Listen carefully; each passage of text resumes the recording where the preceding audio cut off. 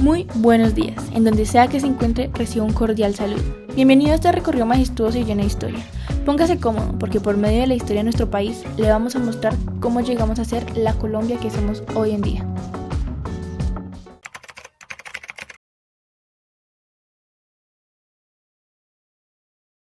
En medio de las majestuosas montañas vivió la primera civilización de América. Sus habitantes trabajaban como recolectores y cazadores. Se les llamaba primera civilización porque los europeos suponían que habían arribado a las Indias orientales, Japón, China e India, y llamaron indios a sus habitantes. Cuando se descubrió que se trataba de un continente desconocido hasta entonces, los europeos denominaron Indias occidentales para diferenciarlos de las Indias orientales, pero se mantuvo el vocablo indio para referirse a los nativos. ¿Cómo se llamaban los indígenas? Juli, los nombres que ellos utilizaban eran indígenas, nativos, aborígenes o indioamericanos. Por otro lado, los indígenas, en medio de las majestuosas montañas, trabajaban en la recolección de frutas, conchas marinas, el chipi chipi y las almejas. También en la caza de tortugas, caimanes y babas en el agua, o dantas, venados, roedores y aves en la tierra. Su economía se basaba principalmente en la ganadería, la artesanía de bambú, comercialización de madera y agricultura. Además, las tribus que se conocieron en nuestros territorios fueron los aruacos, los zenús, el huito y entre muchas otras.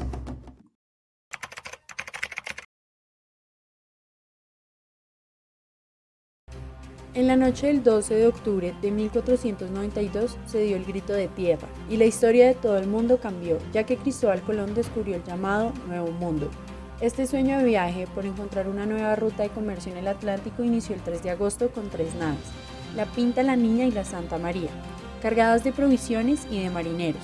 A principios de octubre se vieron bandadas de aves y la noche del 11 al 12 de este mes se dio el ansiado grito.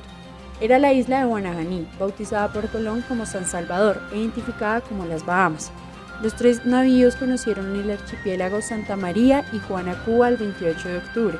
El descubrimiento de América tuvo una importancia fundamental para la historia, ya que el continente dejó de estar aislado, se veló el mapa mundial y se dio un inicio al proceso de globalización, aunque de forma muy incipiente.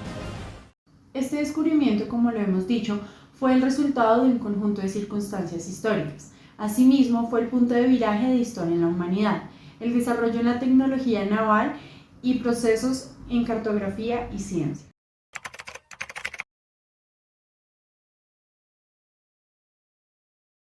A partir del 20 de julio de 1810, con el llamado Grito de Independencia, empezaron una serie de acontecimientos que desataron la anhelada independencia. Era viernes, día de mercado y de mayor concurrencia a la Plaza Mayor. Al mediodía, Luis de Rubio se acercó a la casa del español José González Llorente y le pidió prestado un florero para decorar la mesa de Antonio Villavicencio. La inminente negativa permitió la intervención de Francisco José de Caldas y Antonio Morales, que inmediatamente alertaron al pueblo de la afrenta del Chapetón, como eran llamados los españoles al pueblo americano. Aunque se cumplen 210 años de la independencia, Colombia todavía lucha para hacer cumplir un tortuoso acuerdo de paz con las Fuerzas Armadas Revolucionarias de Colombia y enfrenta conflictos con otras 2 guerrillas y decenas de otros grupos armados ilegales.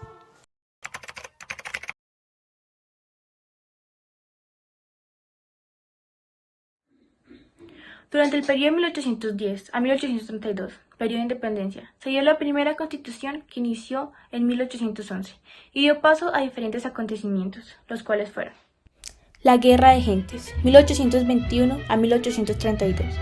Para 1821, después de más de 10 años de lucha sin final en el horizonte, las gentes acordaron una constitución que consiguió por primera vez unificar los territorios liberados por los ejércitos patriotas. La guerra se perpetuó hasta 1823. De la Unión a la Constitución, un puñado de civiles, eclesiásticos y militares fueron elegidos por un electorado de propietarios para refrendar la ley de la unión de los territorios de la antigua Capitanía General de Venezuela y el Virreinato de la Nueva Granada, la cual se había formulado el 17 de diciembre de 1819. Los prohombres. La nueva república dedicó sus capacidades artísticas a conservar mediante el retrato la memoria de los hombres, especialmente los de armas. Ahora podemos ver la utopía de la República Pacífica, una república imaginada, un cuadro de Juan Cárdenas. Retrata una plaza en donde se ven diferentes estratos sociales de la época, de una manera bien marcada. La República Municipal. La Constitución de 1821 asoció a estos municipios en una república, reconociendo sus libertades. Incluso, al finales del siglo XIX, los colombianos celebraron la fuerza del poder local. No olvidemos que durante esta primera constitución, el 7 de agosto de 1819, se libró la Batalla de Boyacá.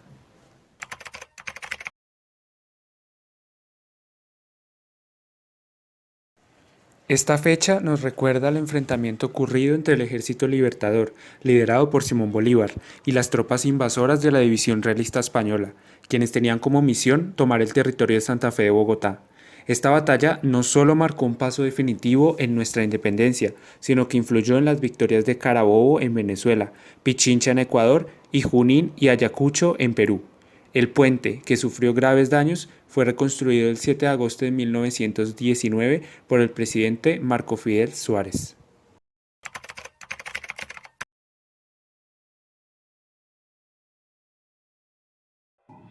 A finales del siglo XIX aparece el voto femenino en Colombia, en la provincia de Vélez Santander. En 1853, la Constitución Provisional otorgó fugazmente el voto a las mujeres, pues pronto, en 1855, este derecho fue abolido por la Corte Suprema. La lucha por el voto femenino fue más difícil en una cultura patriarcal respaldada por la Iglesia Católica extremadamente conservadora. En 1922, la ley permitió a las mujeres administrar sus bienes. ¿Hasta qué año consiguen el derecho a la educación las mujeres?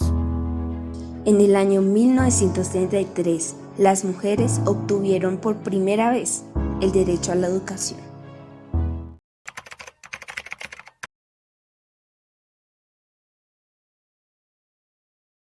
El día 9 de abril del año 1948, en Bogotá, ocurrieron saqueos masivos y varias edificaciones del centro quedaron reducidas a escombros debido a la muerte de Jorge Eliezer Gaitán. Estos disturbios son conocidos popularmente como el Bogotazo y se considera que representan uno de los momentos más violentos de la historia de la ciudad. El Bogotazo, de acuerdo con la opinión de casi todos los historiadores, marcó el comienzo de una sangrienta etapa de la historia de Colombia, la violencia. Este término designó a una auténtica guerra civil, aunque no declarada, que causó entre 200.000 y 300.000 muertos.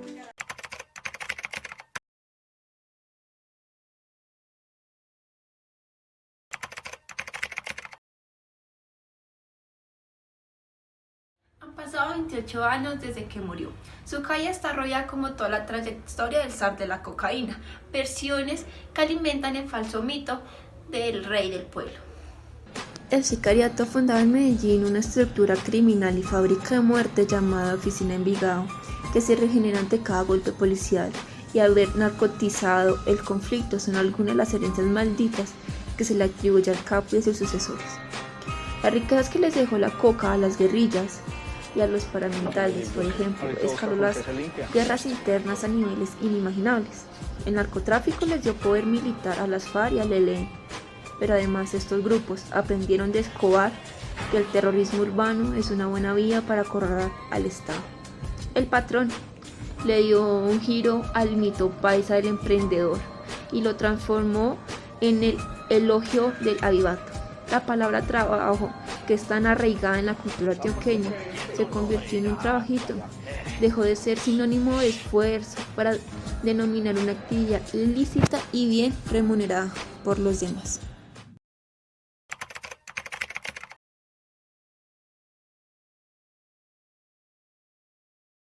Los líderes ya no surgen, ahora los arman. ¡Qué mediocridad! Jaime Garzón. Su personalidad inquieta y traviesa lo llevaron a ser uno de los personajes más reconocidos del país en cuanto a la opinión y crítica que realizaba frente al manejo del poder. Nació en Bogotá el 24 de agosto de 1960. Tuvo una vida llena de éxitos. Por su carisma participó en varias parodias en donde la corrupción, la violencia y el narcotráfico eran el tema de actualidad. El 13 de agosto de 1999 se dirigió a Radionet Su Trabajo, donde dos hombres en motocicleta le propinaron 5 disparos en la cabeza. En los medios de comunicación, este trágico hecho se dio a conocer. Tras 22 años, se logró revelar que el instigador de su asesinato fue José Miguel Narváez y con él el DAS, quienes en manos de Castaño, máximo jefe de las autodefensas, fue declarado objetivo militar. Si nos preguntamos qué llevó a Jaime Garzón a la muerte, concluimos que fue el poder, ese del que tantas veces habló y al cual se dirigía como el padre ausente colombiano. Hoy en día lo recordamos como un gran crítico, a quien no le dio pena ni miedo revelar el horror, la barbarie y la verdad de un país silenciado por la corrupción y sin memoria. Garzón aún prevalece como un símbolo de que la risa y el humor son medios poderosos que para bien y para mal calan en la ciencia de las naciones.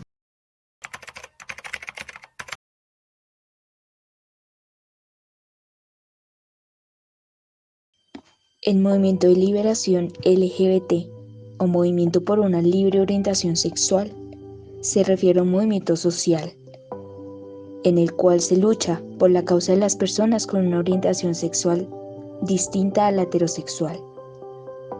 Recordemos juntos todo lo que esta comunidad ha tenido que pasar para por fin ser aceptada en la sociedad.